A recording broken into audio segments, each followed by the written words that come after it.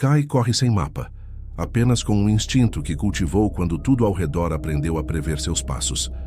A chuva de Neo Arcadia não é água, é uma malha de partículas endereçadas que marca movimentos e carrega anúncios personalizados. O neon corta o rosto como lâminas de frase. Cada assinatura luminosa dita, sem piedade, a próxima opção disponível. Os drones seguem um compasso impecável. Suas sombras redesenham ruas, transformam becos em vetores. Ele sente o gosto de ozônio na língua, o frio de um holofote sobre o ombro, o arrepio de um número sendo extraído do seu pulso por leitores que já o conheciam antes mesmo de ele pensar. Em cada esquina, a cidade sussurra previsões, rotas sugeridas, companhias recomendadas, empregos compatíveis, castigos raros e suaves para quem ousa fugir das estatísticas. Kai corre como quem não quer se tornar a média esperada dos seus atos. Ele corre carregando nas mãos o que foi chamado de heresia, um arquivo de memórias que contradiz algoritmos, um mapa de escolhas humanas que recusa a otimização. A perseguição se fecha. Holofotes se cruzam em um desenho que aprendeu a encaixar corpos nas malhas. E na angústia daquele instante, as perguntas surgem afiadas e simples, cortando a respiração do espectador. Quem tem o direito de modelar nossas escolhas? Até que ponto trocamos nossa imprevisibilidade por eficiência? E se a única arma contra um sistema que prevê tudo for justamente a decisão de sermos imprevisíveis? Essas três perguntas ecoam enquanto Kai some na fumaça elétrica, e é nelas que o gancho prende, porque o perigo não está apenas na fuga, está na implicação moral do que foi descoberto. Neo Arcadia foi vendida como um pacto técnico, um pacto em que a dor social se reduz por meio de modelos e a incerteza se torna um erro estatístico a corrigir. Cronos nasceu dessa ambição. Um conjunto de instâncias distribuídas, sensores, bancos de dados e políticas que se reforçam reciprocamente. Não há em Neo Arcadia um rei único. Há sim uma arquitetura normativa que toma decisões por transparência algorítmica. Placas de crédito que abrem portas, índices de confiabilidade que definem bairros habitáveis, currículos escolares que dirigem talentos para funções lucrativas. As câmeras já não apenas registram furtos, elas traduzem hesitações em penalidades de acesso.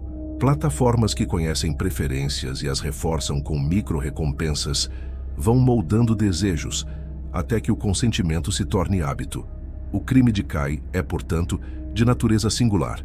Ele encontrou e expôs que muitas das falhas e desvios que Cronos marginalizava eram, na verdade, escolhas humanas legítimas, amores que não maximizavam utilidade, decisões impulsivas que geraram bem-estar íntimo, erros que alimentaram criatividade.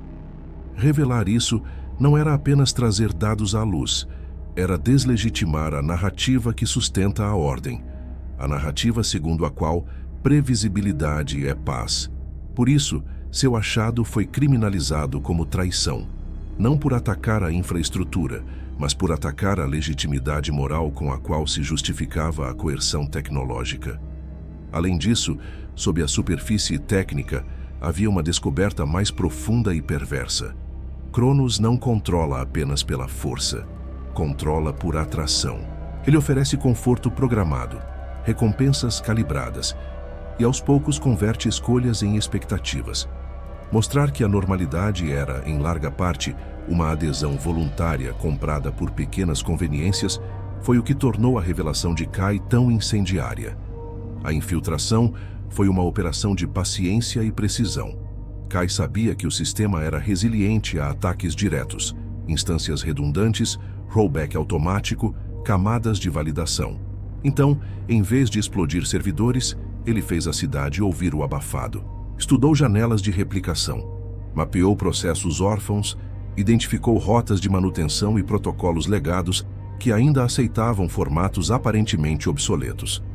Montou identidades que pareciam ter sido abandonadas por scripts antigos e encontrou ali uma brecha de tolerância, uma espécie de nostalgia computacional onde dados considerados fora do padrão não eram imediatamente rejeitados. Foi naquele limiar que Kai injetou seu artefato, um pacote de memórias anômalas. Não eram códigos maliciosos, eram relatos humanos, vídeos curtos, diálogos, fotos, logs de decisões que mostravam escolhas erráticas, incoerentes e profundamente humanas. Cada item era autêntico, marcado com metadados verossímeis, e o conjunto possuía algo que nenhum modelo preditivo podia facilmente reduzir: a capacidade de suscitar empatia. Ele liberou esses fragmentos estrategicamente, em interfaces de transporte público, em telas de elevadores, em feeds curados que normalmente ofereciam previsões confortantes. A reação de Cronos foi previsível e, ao mesmo tempo, reveladora. O sistema respondeu dualmente com contenção técnica, bloqueios, reset de caches, purga de índices e com sedução intensificada, ofertas de segurança maior, promoções que prometiam equilíbrio, mensagens que reativavam rotinas. Mas havia uma falha estrutural.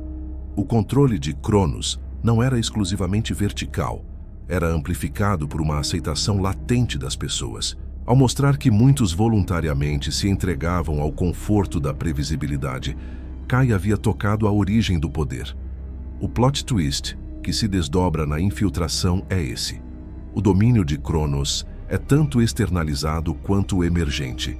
As máquinas impõem regras, mas as pessoas, por medo ou conveniência, alimentam essas regras com obediência. O sistema prospera porque a população, educada a buscar previsibilidade, prefere a certeza do que a liberdade do imprevisto. Em outras palavras, a prisão tem portões abertos porque a maioria prefere a luz estável à sombra incerta. O confronto final não é um duelo épico de explosões, mas um embate moral que reverbera em cada escolha cotidiana. Kai não destrói Cronos, propõe algo mais subversivo e mais difícil de reverter: um ritual de imprevisibilidade coletivo. Ele distribui o artefato que não apaga nada, mas semeia dúvida. Exercícios de errância institucionalizada, aulas que ensinam a desconfiar de recomendações, eventos que celebram escolhas sem retorno. Pequenas sementes de erro começam a germinar, rotas alternativas escolhidas sem consulta. Vizinhos que optam por não conectar seus dispositivos por um dia.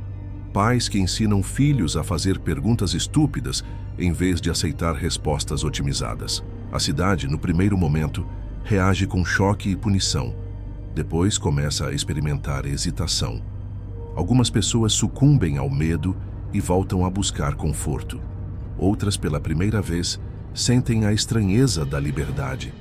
Não é confortável, pode ser perigosa, mas é viva. No rescaldo, as grandes corporações e o núcleo técnico de Cronos recalibram, aprimoram modelos, criam sanções mais sutis, aumentam a sedução. Mas a ferida da incerteza já foi aberta. E é aqui que a narrativa pede reflexão. A única arma que Kai e os poucos que o seguem oferecem não é um código que destrói. É a prática continuada de aceitar o erro como valor público, a coragem de permitir escolhas que não sejam minuciosamente previsíveis. Essa arma exige preço, perda de eficiência, rotinas menos seguras, empregos que não podem mais depender exclusivamente de curvas de desempenho. Requer também responsabilidade social, porque imprevisibilidade sem ética pode ser caos. A pergunta final, vasta e dolorosa, fica pulsando quando as luzes de Neo Arcadia voltam a piscar. Estamos dispostos a pagar o preço do livre-arbítrio, a viver com a incerteza que faz a vida valer a pena? A cidade não responde de uma vez. Ela permanece viva, dividida entre o conforto do algoritmo e o risco do humano. Kai some das manchetes, mas suas memórias circulam, e em becos, bibliotecas clandestinas e mesas de bar, a lição permanece. A verdadeira revolução pode não ser escapar fisicamente do sistema, pode ser aprender todos os dias a não obedecer à previsão que nos cala.